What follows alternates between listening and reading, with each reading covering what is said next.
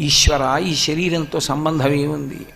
ఎందరో మనుష్య శరీరాన్ని పొందుతున్నారు. మనుష్య శరీరాన్ని పొందినటువంటి వారందరూ ఉద్ధరణ పొందిన వారేనా అంటే అలా చెప్పడం చాలా కష్టం.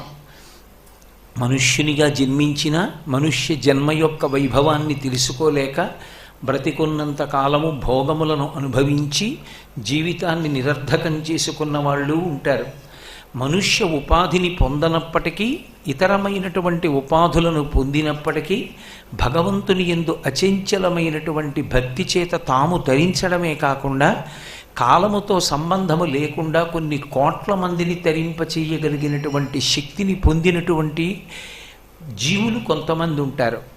అటువంటి వాటిలో అందరూ మనుష్యులే అయి ఉండాలని లేదు. అది శంకరాచార్యుల వారి ప్రతిపాదన. నరత్వం దేవత్వం నగవన మృగత్వం వశకత పశుత్వం కీటత్వం భవతు విహగత్వాది జననం